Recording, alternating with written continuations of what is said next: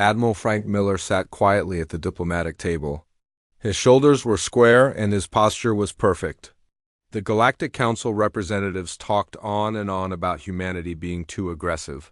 The human group had been nothing but polite since they arrived 3 weeks ago. They had smiled through insult after insult with patient smiles and calm responses. Ambassador Diane Collins kept her pleasant face despite what the Zarlaxian representative just said about humans having primitive emotions. She was trained for this moment. Earth's first official meeting with the galactic community needed to go well. The rule book was clear. Always be polite, never show you are offended, stay calm. Behind them, Lieutenant Paul Garcia wrote everything down. His fingers moved quickly across his tablet as he recorded each conversation. His job was simple, watch and report. But what he was seeing worried him more and more. The Council had 17 different alien species. They seemed to think human politeness meant weakness. Each time humans gave in, the aliens wanted more. Each human smile was seen as giving up. The humans had not pushed back on anything yet. They followed all the diplomatic rules perfectly. The human territories will have resource limits, said the Viridian representative. This meant Earth had to cut its production by 40%, and the aliens offered nothing in return. We understand your concerns, Diane replied smoothly. Paul noticed her knuckles turning white as she gripped her pen. We would be happy to talk about reasonable changes.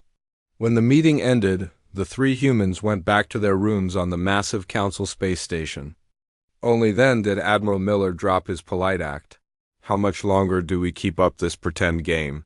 He asked, loosening his collar. They are walking all over us. Diane sighed and fell into a chair. Until we get new orders.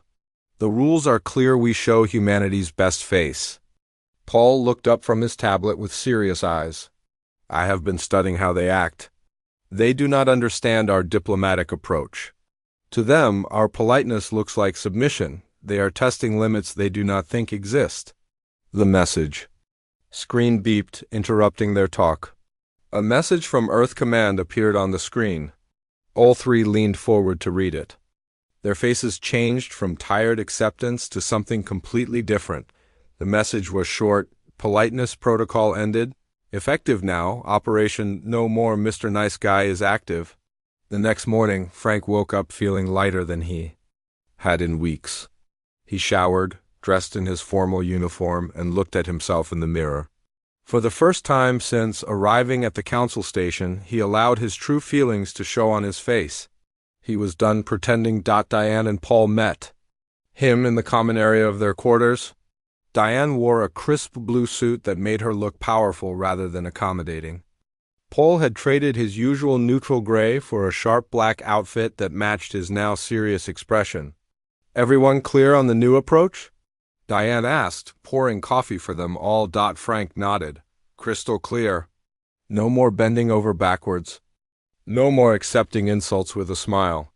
I have compiled data from all our previous sessions, Paul added, handing them each a tablet. Key points where they pushed too far, demands that were unreasonable, implied threats. Everything we let slide. Before but will address today. They drank their coffee in focused silence. The shift in their demeanor was almost physical. Back straighter, jaws firmer, eyes clearer. They will not know what hit them, Diane said finally, setting down her empty cup. They think they understand. Humans based on 3 weeks of us following the politeness protocol. Their mistake, Frank replied with a grim smile. Humans wrote the book on being polite until it is time not to be polite. The walk to the Council chamber felt different that morning. Other species moved aside as the humans passed.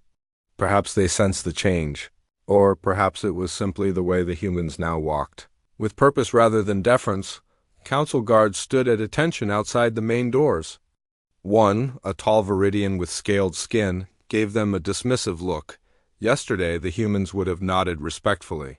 Today, Frank met the guard's gaze directly until the alien looked away first. Inside, the chamber buzzed with the usual pre-session activities.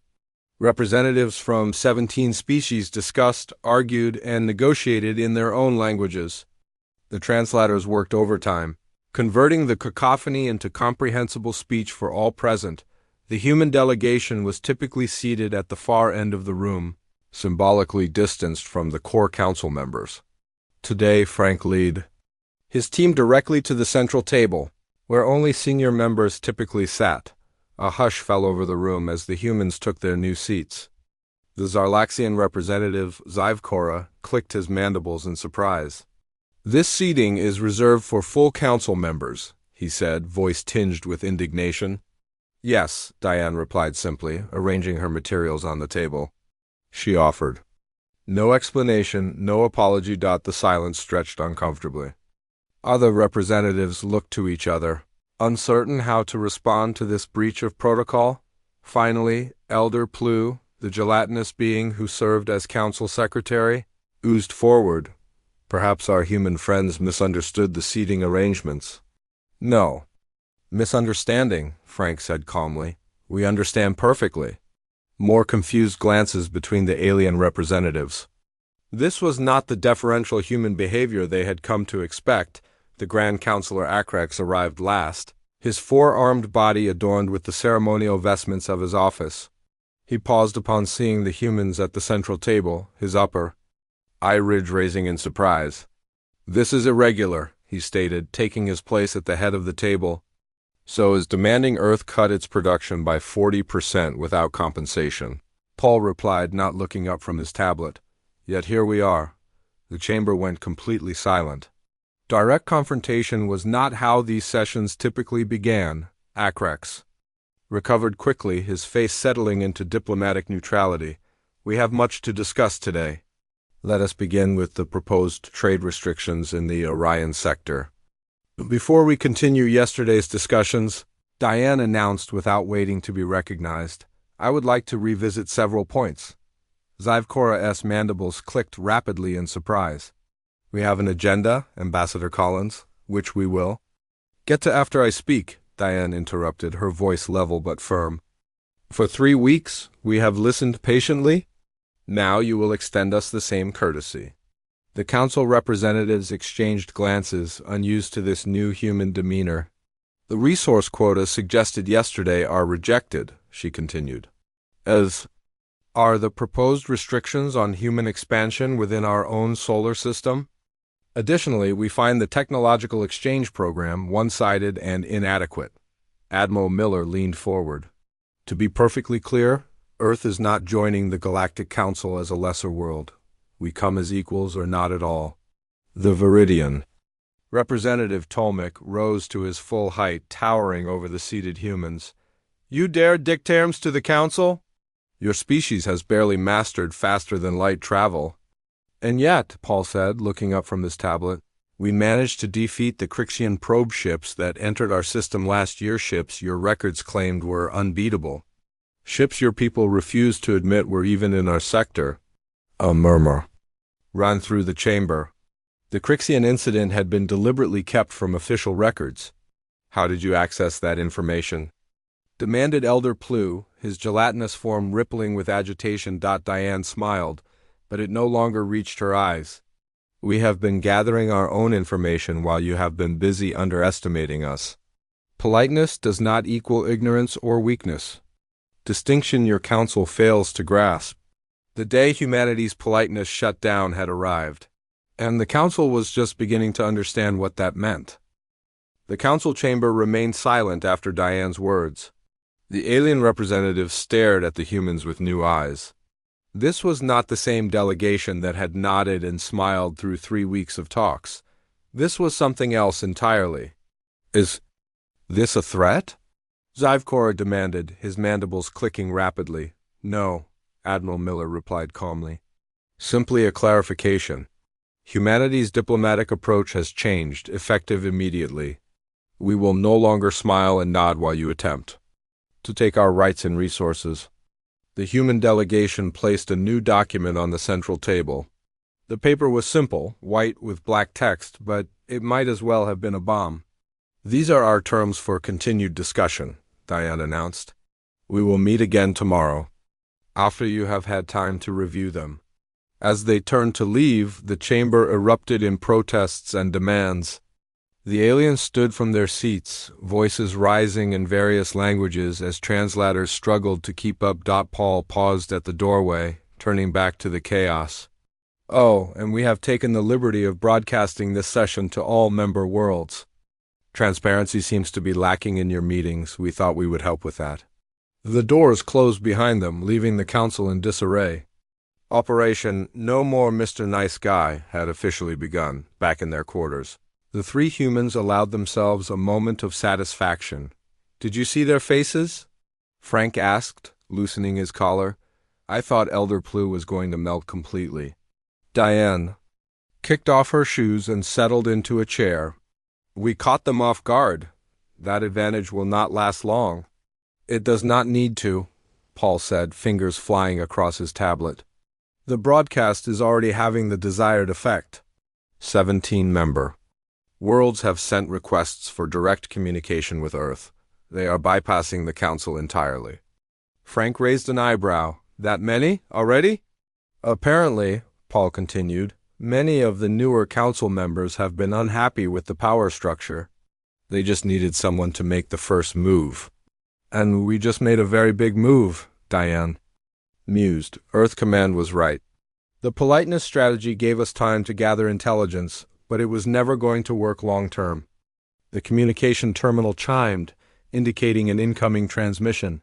Paul checked the source and looked surprised. It is from the Alani delegation? Their representative Nima is requesting permission to visit, privately.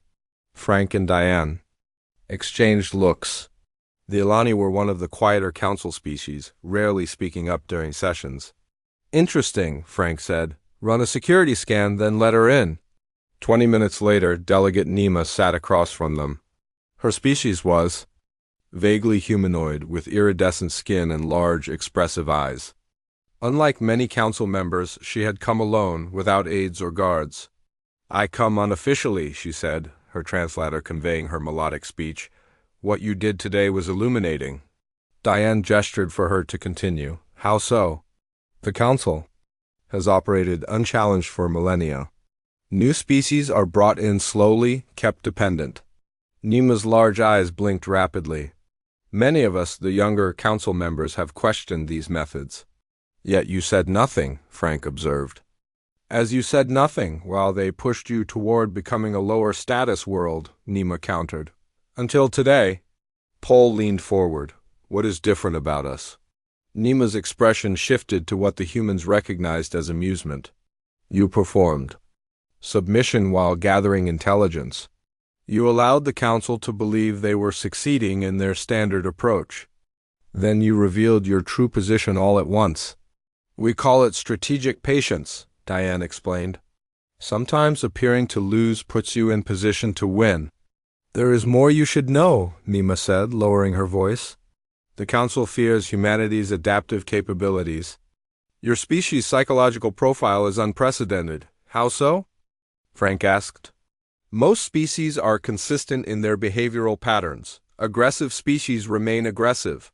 Diplomatic species stay diplomatic, Nima gestured to them. Humans appear capable of being anything required by circumstance. Yesterday, perfect diplomats. Today, unflinching negotiators. Paul smiled. We contain multitudes. It terrifies them, Nima admitted. The Council builds its power on predictability. You are unpredictable, Diane considered this. And why are you telling us this? Because many worlds are ready for change. Nima replied. Your broadcast showed humans standing up to the Council, something not seen in generations. You have become a catalyst overnight. After Nima departed, the three humans exchanged looks. Their mission had just expanded significantly. Seems we are not just negotiating Earth's position anymore, Frank mused. No, Diane agreed. We have apparently started a revolution. Morning arrived quickly. Their quarters communication system had been working all night, receiving messages from various Council worlds. Paul had slept only a few hours, analyzing the incoming data and preparing their strategy. They will try to isolate us today, he warned over breakfast. Make us look dangerous, unstable, not to be trusted. Let them try, Frank said, sipping his coffee. We have truth on our side, Diane nodded, and apparently more allies than we expected. When they exited their quarters, they found a security detail waiting. 6 tall Viridian guards stood at attention, their scaled skin gleaming under the artificial lights. "The Council requests your presence," the lead guard said stiffly. Frank eyed them calmly. "Quite the escort." "Precautionary measures," came the terse reply. The walk to the council chamber was tense. Other species watched from doorways and corridors as the humans passed, surrounded by guards. Some looked fearful, others curious, and a few Paul noticed seemed approving. Inside, the chamber had been rearranged. The human delegation now faced the entire council in a semicircle, positioned like defendants before judges. Their central table seats from yesterday had been removed. Grand Counselor Akrex spoke. "First, your actions constitute a violation of diplomatic protocols. Broadcasting confidential proceedings, unauthorized access to council records, interfering with established order." "Interesting concerns," Diane interrupted, "considering yesterday's session was not classified under your own regulations, Section 47B. I have the documentation here." She held up her datapad. "As for access to records, perhaps you should investigate the 23 backdoors in your security systems." "We only used one," murmurs rippled through the chamber. "We found 6, actually," Paul added. "Different species have been spying on each other for centuries. We simply took advantage of existing vulnerabilities." The council secretary, Elder Plu, quivered with rage. "You admit to espionage." "We admit to due diligence," Frank countered. "Standard practice when entering negotiations with unknown parties. You have certainly been gathering intelligence on us." Several council members shifted uncomfortably. "Let us be direct," Diane suggested. "You invited humanity to join the Galactic Council with the intention of controlling us. You assumed our politeness indicated submission. You were wrong." "The terms you presented are impossible," Zivkora declared. "No new species receives equal standing." "Then we have no interest in membership," Frank stated flatly. The statement sent shockwaves through the chamber. Refusal was unprecedented. "You would isolate yourselves?" Elder Plu asked incredulously. Paul smiled. "Hardly. Since yesterday, we have received cooperation offers from 17 individual worlds. It seems many council members prefer direct relations over current arrangements. This revelation caused immediate chaos. Council representatives turned on each other, accusations flying across the chamber in multiple languages. The translation system struggled to keep up with the overlapping voices.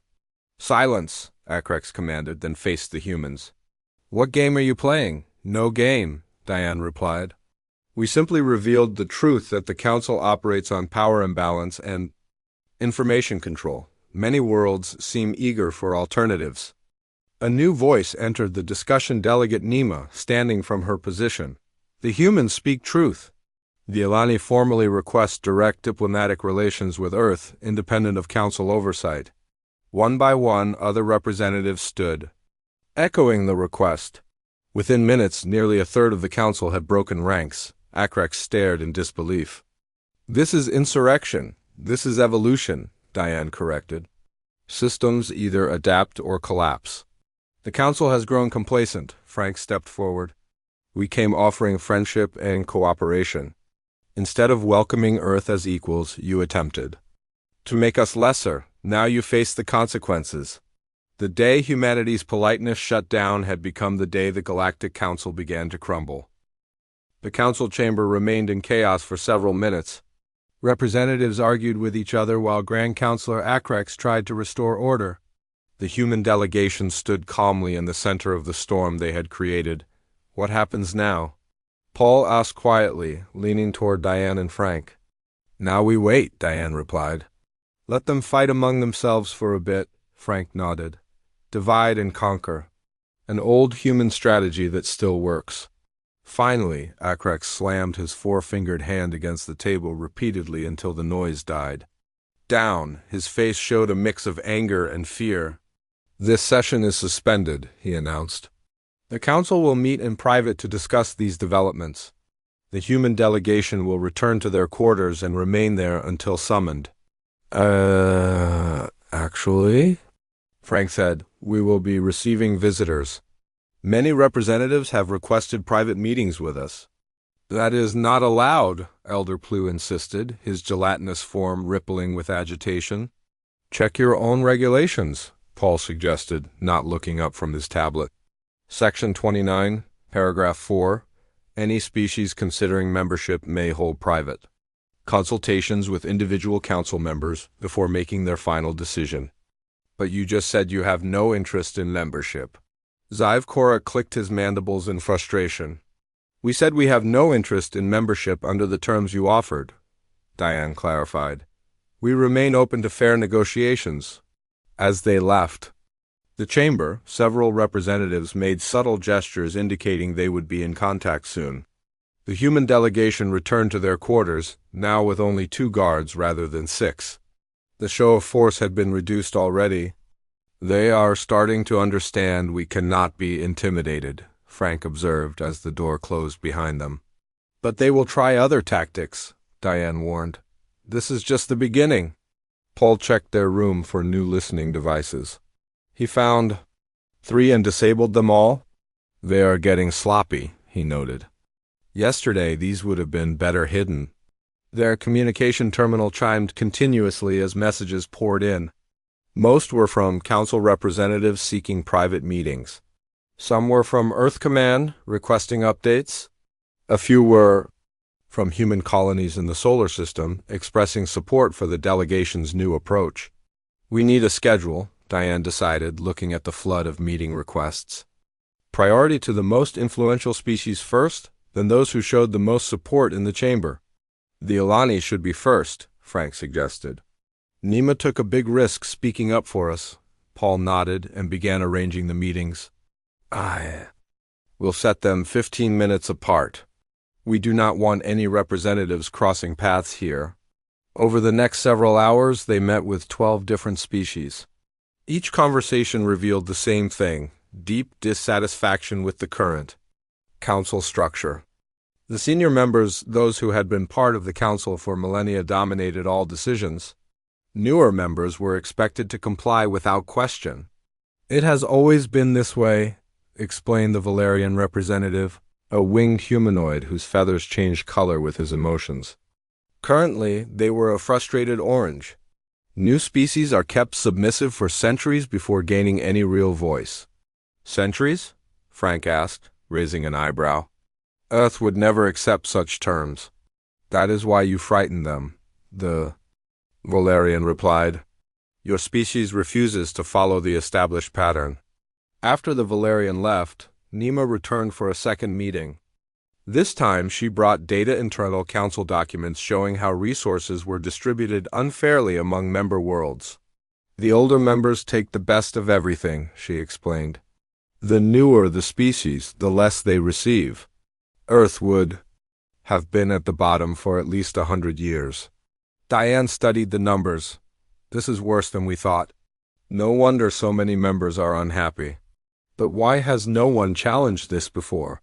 Frank asked. Nima's large eyes blinked slowly. Fear. The senior council members control the combined defense fleet. Any world that protests too loudly finds itself without protection in a dangerous galaxy. Paul looked up sharply. Military coercion. We suspected as much. It is never stated openly, Nima continued, but the threat is always there. Until now, no species has had the strength to stand against it. And you think humans do? Diane asked. We think humans might be crazy enough to try, Nima replied with what they recognized as her species' version of a smile. And that gives the rest of U.S. courage. After Nima left, they received an unexpected message. Grand Counselor Acrex requested a private meeting away from the council chamber and without the knowledge of the other senior members. It is a trap, Frank said immediately. Possibly, Diane agreed, but also an opportunity. We should not meet him alone, Paul advised. I suggest we invite Nima and perhaps one other trusted representative to join us. They sent their reply to Acrex, accepting his request with their conditions. His response came quickly. He agreed but insisted on a neutral location. That evening, the three humans made their way to an observation deck on the station's outer ring. The vast emptiness of space stretched before them through the massive windows. Stars glittered against the darkness, reminding them of how far they were from home. Acrex arrived with a single aide. He looked tired, his usual formal demeanor replaced by a weary pragmatism. Nima joined them a moment later, along with the Valerian representative. "This situation has escalated beyond anyone's expectations," Acrex began without preamble. "You have caused quite the disruption, humans." "The disruption was inevitable," Diane replied calmly. "Your system is built on inequality. Such systems always face challenges eventually." Acrex made a gesture that his translator conveyed as resignation. "Perhaps, but did it have to be so public, so sudden?" "Would you have listened otherwise?" Frank asked. The Grand Counselor was silent for a moment. "No," he admitted finally. "Likely not." "Then you have your answer," Paul said. "What do you want?" Acrex asked directly. "Truly want?" "Beyond the terms in your document." The three humans exchanged glances. This was the real negotiation, away from the formal setting of the council chamber.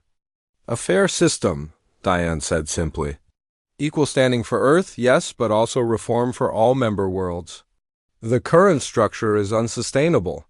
"Such changes would take decades to implement," Acrex protested.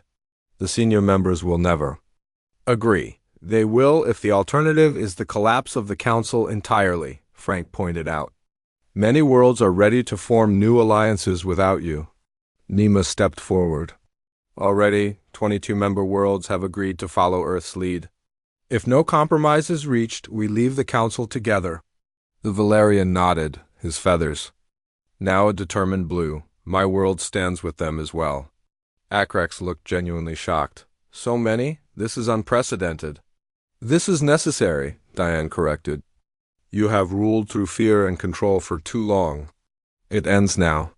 The Grand Counselor stared out at the stars for a long moment. When he turned back, his expression had changed. The arrogance was gone, replaced by resignation. "I will bring your terms to the Senior Council," he said. "But I make no promises about their reception." "We expect resistance," Frank acknowledged. "Change is never easy, especially for those who benefit from the current system. But change will come," Paul added, "with or without the current leadership's blessing." As Acrex departed, Nima moved closer to the humans. "You have done what no species has dared in 10,000 years. You have broken their power." "Not yet," Diane cautioned. "This is just the beginning. The real fight starts tomorrow." Back in their quarters, a new message waited from Earth Command. It was short but powerful. "Well done. Reinforcements incoming. Hold your ground." Frank smiled as he read it. "Seems like home approves of our approach." "They should," Paul said. "We have just rewritten the future of humanity in space." The day humanity's Politeness shut down had changed the galaxy forever, and they were just getting started. Morning arrived with news that spread through the station like wildfire. 5 Earth ships had appeared at the edge of the system. They were not warships, but diplomatic vessels, large and impressive. Their arrival sent a clear message. Earth was committing fully to this new approach. Frank received the communication first, a smile spreading across his face as he read it. "Perfect timing," he said to Diane and Paul as they joined him for breakfast. "Earth Command has sent reinforcements. Ambassador William Green is leading the delegation, along with representatives from all Earth colonies." "That will strengthen our position considerably," Diane noted, pouring herself coffee. "The Council needs to see that we speak for all of humanity, not just as individuals." Paul checked his tablet, reviewing the incoming data. "The Council has called an emergency session. All members required to attend, no exceptions." "They are panicking," Frank observed. "Good. They dressed with care that morning?" No longer trying to appear accommodating, they chose outfits that projected confidence and authority. Frank wore his full admiral's uniform with all decorations. Diane selected a sharp suit in earth blue. Paul wore formal diplomatic attire, with a small Earth emblem prominently displayed. The corridors were busier than usual as they made their way to the council chamber. News of the Earth ships had everyone on edge. Some aliens moved away as the humans passed. Others nodded respectfully or made their species equivalent gestures of approval. "Our stock has risen," Paul remarked quietly. "Amazing what a little backbone." "Will do," Frank replied. The council chamber had been rearranged again. This time, the human delegation was given a position equal to the senior members. It was a small concession, but a telling one. Grand Counselor Akrex opened the session, his voice lacking its usual confident tone. "Recent developments require immediate attention. The arrival of additional Earth vessels, diplomatic ships," Diane interrupted smoothly, "carrying representatives from all human colonies. They request permission to dock and join these proceedings." Elder Plu's gelatinous form rippled with agitation. "More humans? This is highly irregular." "No more irregular than your treatment of our species," Frank countered. "The ships will dock, and our full delegation will participate. This is not a request." A tense silence fell over the chamber. For a moment, it seemed the council might refuse. Then Akrex made a gesture of acceptance. "Permission granted," he said stiffly. "But this council reserves the right to limit the number of representatives in this chamber." "Noted," Diane replied. "We will send the authorization codes immediately." Paul transmitted the docking codes while the council moved on to other matters. The tension in the room was palpable. Species that had been allies for millennia now regarded each other with suspicion. The human delegation had driven a wedge into cracks that had existed for centuries. "Now to our primary agenda," Akrex announced. "The proposed reforms to Council. Structure and governance." A display appeared in the center of the chamber, showing the document the humans had presented 2 days earlier. It had been modified, with comments and suggested changes from various council members. "As you can see," Akrex continued, "we have reviewed your proposals and found some points acceptable, others not." Frank leaned forward, studying the display. Most of their key demands remained intact, but the timeline for implementation had been extended from immediate to gradual transition over 50 years. 50 years is too long," he stated flatly. "Earth proposes a maximum of 5 years for full implementation." Zivkora clicked his mandibles in agitation. "Impossible. Such rapid change would destabilize the entire council." "Your current system is already unstable," Diane pointed out. "That is why so many members support reform." The debate continued for hours. Each point was argued, sometimes heatedly. The human delegation refused to back down on key issues: equal representation for all member worlds, transparent resource allocation, and shared control of the defense fleet. These demands would diminish the influence of founding members, protested the representative from Zarla, one of the oldest council races. "Yes," Paul agreed bluntly. "That is precisely the point. No single species or group should have disproportionate power." As the debate reached its most heated point, the chamber doors opened. Ambassador William Green entered, followed by representatives from Mars Colony, Europa Station, and the other human settlements. They moved with quiet confidence to join the Earth delegation. "Apologies for the interruption," Ambassador Green said smoothly. "Our ships have docked. I bring greetings from all human colonies." The expanded human presence changed the dynamic immediately. Now, it was not just 3 individuals standing against the council, but a united species. Ambassador Green took a seat beside Diane. He was older than the original delegation, with gray hair and the kind of face that commanded respect. "I see we have arrived at an interesting moment," he observed, reviewing the disputed document. "The council finds some of our terms difficult to accept," Diane explained. William nodded. "I expected as much. Perhaps this will help clarify our position." He placed a new data device on the table. "This contains details of the defense capabilities of all human settlements. We offer this in good faith as a demonstration of our commitment to transparency." The council representatives looked surprised by this gesture. Sharing military information was rare among member species. "We ask all council members to do the same," William continued. True alliance requires mutual trust. Acrex examined the human data with interest. This is unprecedented. As is our situation, Frank pointed out. The old ways are ending. We can either build something better together or watch the council collapse. The session continued with renewed focus. With the expanded human delegation present, other reform-minded species grew bolder in their support. By midday, a clear majority favored significant changes to the council structure. It seems we have reached a tipping point, Acrex acknowledged finally. The will of the majority cannot be ignored. Then let us formalize it, Diane suggested. A vote on the core principles, with details to be worked out by a representative committee. The vote was held immediately. 28 species voted for reform. 4 all-senior members voted against. The remaining abstained. As the results were displayed, a ripple of excitement passed through the chamber. Centuries of tradition had been overturned in a single session. History has been made today, William announced. Not human history or Zarlaxian history or Alani history, but galactic history, together. The mood shifted from tension to cautious optimism.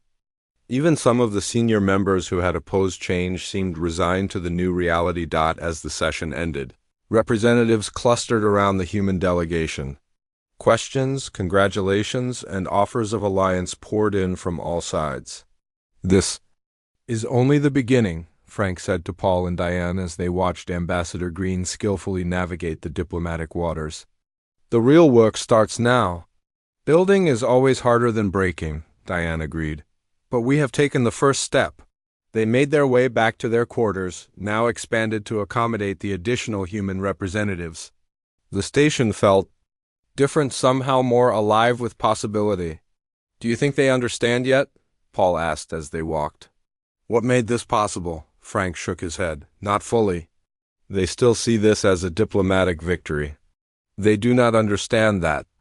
It began with a simple change in approach. The day humanity's politeness shut down, Diane mused. Who would have thought it would lead to this? Earth Command sent a new message that evening. Progress exceeds expectations. Proceed with Phase 2. The human delegation gathered to discuss their next steps. The battle for equal standing had been won. Now came the greater challenge, helping to build a fair and functional system from the ruins of the old one. Tomorrow we shift from revolutionaries to architects, Ambassador Green told them. A different kind of challenge, but just as crucial. The day humanity's politeness shut down had changed everything. But what came next would determine whether that change led to a better galaxy for all. The next morning brought a different kind of challenge for the human delegation. Their quarters had been moved overnight to a larger section of the station, befitting their new status. The expanded area now served as an impromptu embassy, with representatives from various worlds coming and going throughout the day. Frank stood by the large viewport, watching as ships from Earth continued to arrive. Not just diplomatic vessels now, but cultural exchange ships, scientific research vessels, and trade ships loaded with goods from all human colonies. They work fast, he commented as Diane joined him at the window. Earth Command planned for success, she replied. They had these ships ready to launch as soon as we made our move. Paul entered with his ever-present tablet, now accompanied by a team of junior analysts who had arrived on the latest ship. The Reform Committee meets in 1 hour. We need to finalize our position on resource allocation. Ambassador Green joined them, looking fresh despite having been in meetings since dawn. The senior council members are still trying to slow things down. They have proposed a 10-year implementation plan instead of 50, thinking we will see it as a major concession. Still too long, Frank said firmly. 5 years maximum, with key changes taking effect immediately. Diane nodded in agreement. Especially the defense fleet reorganization. We cannot allow them to maintain military dominance while pretending to accept reform. Agreed, William said. That will be our line in the sand. The committee meeting took place in a large conference room rather than the formal council chamber. This, too, was symbolic of a break from old traditions. 20 species were represented, with humans holding 3 seats, Grand Counselor Akrex had been replaced as committee chair by Nima of the Ilani, a decision that reflected the new power balance. The old guard was present but diminished, while previously silent members now spoke with confidence. "We begin with the central question," Nima announced. "How quickly can meaningful reform be implemented without causing disruption to essential services?" The debate was spirited but constructive. Even the senior members, seeing the inevitability of change, now focused on shaping that change rather than preventing it. "The defense fleet is our primary concern," a Zarlaxian representative argued. "Reorganizing command structure too quickly could leave member worlds vulnerable. Or it could finally provide real protection to all worlds, not just the favored few," Diane countered. "Our analysis shows the current fleet deployment leaves newer members with minimal coverage." She displayed a star map showing the distribution of defense ships. The imbalance was clear. The oldest council members had the bulk of the fleet in their territories, while newer members made do with token forces. "This arrangement was based on historical threats," Elder Plu insisted, his gelatinous form rippling with indignation. "This arrangement was based on maintaining power," Paul corrected, providing additional data. "Our analysis of attack patterns over the last 5 centuries shows no correlation between threat levels and fleet deployment." The evidence was hard to refute. Even some of the senior members looked uncomfortable as the truth was laid bare. Ambassador Green spoke next, his calm voice bringing focus back to solutions rather than accusations. "We propose a transitional approach. Joint command structure implemented immediately, with physical redeployment of ships occurring over the next 3 years. This compromise gained traction. Even the skeptical members could see the wisdom in a gradual physical transition while ensuring all species had equal input on deployment decisions from the start. By midday, they had reached agreement on the defense fleet. Resource allocation proved more contentious, with wealthy worlds reluctant to give up their advantages. "We cannot simply redistribute wealth and resources overnight," argued the Viridian representative. "Our economies are built on current arrangements." "No one is suggesting overnight change," Frank replied. "But the system must become fair. Equal access to trade routes, equal tariff structures, equal resource rights in unclaimed systems." The debate continued through the afternoon. At times it grew heated, but never broke down entirely. This, too, was progress species that had never dared speak against the senior members now voiced their concerns openly. As the meeting adjourned for the day, Nima approached the human delegation. "You have changed everything," she said quietly. "In 1 week, you have accomplished what many of us thought would take generations." "We had help," Diane pointed out. "Many species were ready for change. They just needed someone to move first." "Perhaps," Nima acknowledged. "But it took human directness to break through centuries of protocol and politeness." Back in their quarters, the expanded human team reviewed the day's progress. Junior diplomats prepared reports for Earth Command, while technical experts analyzed the practical implications of the agreed changes. "We are making real progress," William observed. "Faster than I expected. The momentum is with us," Frank agreed. "But we need to maintain pressure. The senior members will try to slow things down, hoping enthusiasm for reform will fade." "Which is why we need quick, visible wins," Diane said. "Changes people can see and feel, not just promises on paper." Paul looked up from his work. "I have an idea about that. The restricted technology database that only senior members can access, we should demand it be opened immediately to all species." The others considered this. The database contained advanced scientific knowledge that had been hoarded by the oldest council members for generations. "That would be a powerful symbol," William agreed, "and practically useful for newer members. Let us propose it tomorrow." The next morning, the committee reconvened with renewed energy. The human proposal to open the technology database met with immediate support from most members. Only the senior representatives objected. "That knowledge is sensitive," Elder Plu insisted. "Some species may not be ready for such advanced concepts." "Who decides who is ready?" Frank challenged. The same senior members who have benefited from keeping others technologically dependent. That system ends now. The vote was decisive, 18 in favor, 2 opposed. The database would be open to all council members immediately. As the news spread through the station, celebrations broke out among the delegations from newer member worlds. This tangible result, coming so quickly, proved that real change was happening. In the following days, more reforms were approved. A new council structure with rotating leadership. Equal voting rights for all members regardless of seniority. Fair resource allocation based on population and need rather than historical privilege. 1 week after the day humanity's Politeness shut down, the Galactic Council signed a new charter. The document, drafted by a committee representing all member species, enshrined the principles of equality and transparency that humans had demanded.